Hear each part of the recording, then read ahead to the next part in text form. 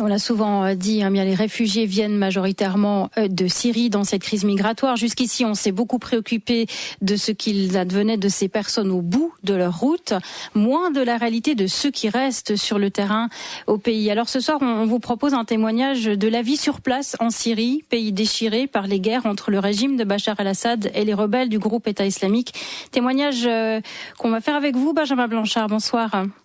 Bonsoir. Vous avez cofondé SOS Chrétiens d'Orient.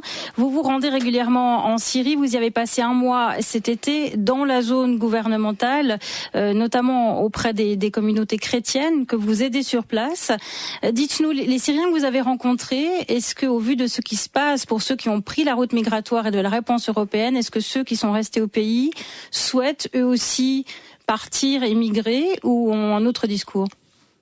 Alors, leur premier souhait, c'est de pouvoir rester chez eux. C'est ça qu'ils nous demandent en priorité, et pour cela, ils nous demandent la paix. Évidemment, s'ils sont dans l'impossibilité de rester chez eux, ils finissent par partir, et notamment quand ils sont assommés par les bombes qui tombent, notamment à Alep, où j'ai passé une semaine. Vous vous rendez compte qu'on ne peut pas dormir 2 nuits sur 3, c'est impossible de dormir tellement les bombardements sont intenses. Il n'y a pas d'eau dans cette ville, ni électricité depuis des semaines. Donc effectivement, dans ces conditions-là, c'est très difficile de rester.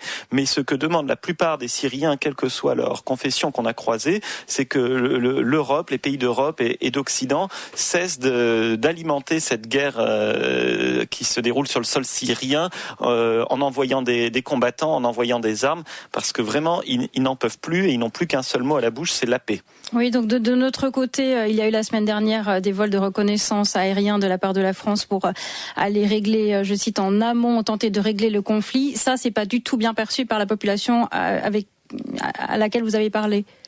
Non, c'est pas ça. Ça, c'est plutôt bien perçu, mais c'est plus la question qui se pose, c'est mais pourquoi faire ces vols de reconnaissance, puisque là, la France propose 2 avions, mais les États-Unis, une coalition internationale, survole la Syrie et fait quelques bombardements depuis plus d'1 an, sans beaucoup d'effets. On le constate bien dans différentes zones, que ce soit à Palmyre, que ce soit dans le nord-est près de Hasakeh, où bien souvent les forces sur le terrain, que ce soit les forces d'autodéfense kurdes, les forces de défense nationale ou l'armée arabe syrienne se retrouvent finalement seules face à l'État islamique. C'est intéressant de constater que le régime de Bachar el-Assad met volontiers le sort des chrétiens en avant. Est-ce qu'ici c'est un soutien qui est parfois un peu problématique pour vous ? Est-ce que vous risquez un petit peu d'être instrumentalisé ? Comment vous vivez ça ? Écoutez, l'instrumentalisation, ça me fait un petit peu sourire parce qu'on travaille dans 4 pays. On travaille au Liban, en Jordanie, en Irak, en Syrie. On a exactement les mêmes rapports avec les autorités dans ces 4 pays. Et personne ne nous reproche d'être instrumentalisé par l'État libanais, s'il existe encore, ou par le royaume de Jordanie. Là, cet été, j'ai passé 1 mois. J'ai fait mon visa comme tout le monde via l'église. En plus, j'étais invité par l'église catholique locale.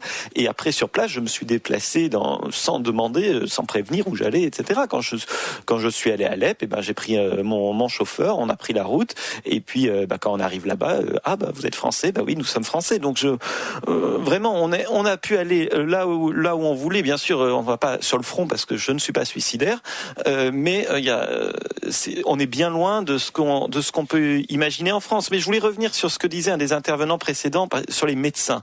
Je trouve c'est très généreux de sa part, bien sûr, mais pas une seule seconde on se pose la question de la situation dans laquelle on met les pays d'origine, parce que toutes ces grandes déclarations sur les migrants ont créé un appel d'air fantastique, et nous depuis on croule sous les appels d'amis ou de connaissances en Syrie qui vivent dans les quartiers dans lesquels on vit, parce que nous on a une équipe sur place et qui tout d'un coup veulent profiter de cette opportunité. Alors c'est pas tout le monde, bien sûr, c'est pas du tout la majorité de la population, mais c'est certains qui souhaitent profiter de l'opportunité, et ça se comprend, la situation est difficile. Mais en Syrie aussi on manque de médecins, on manque d'infirmiers, et les hôpitaux ont vraiment un grand besoin, et c'est d'ailleurs pour ça que nous on envoie des volontaires médecins et infirmiers là-bas pour aider. Et alors c'est quand même un peu fort qu'on leur dise non, mais les médecins venaient en France. Peut-être un mot, Benjamin Blanchard, sur la relation entre communautés religieuses musulmanes et chrétiennes. Vous travaillez sur l'intégration des chrétiens dans une population majoritairement musulmane. Comment vous définiriez l'état de la relation entre les deux ?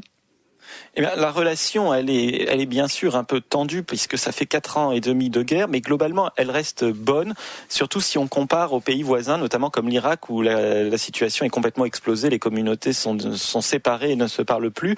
En Syrie, il y a encore une unité qui se maintient, notamment dans les grandes villes. Après, dans certains villages, c'est plus compliqué puisque, notamment si les uns et les autres ont pris parti pour des camps opposés, mais en tout cas à Damas, à Alep, et pourtant Alep est assiégé depuis plus de 3 ans, la société tient encore et les gens restent unis et on les voit notamment à Alep, il y a un engagement humanitaire incroyable, toute la population est bénévole dans des associations, des organisations, que ce soit des chrétiens, des musulmans et tout ce monde-là travaille ensemble, y compris dans des organisations religieuses, qu'elles soient chrétiennes ou musulmanes d'ailleurs.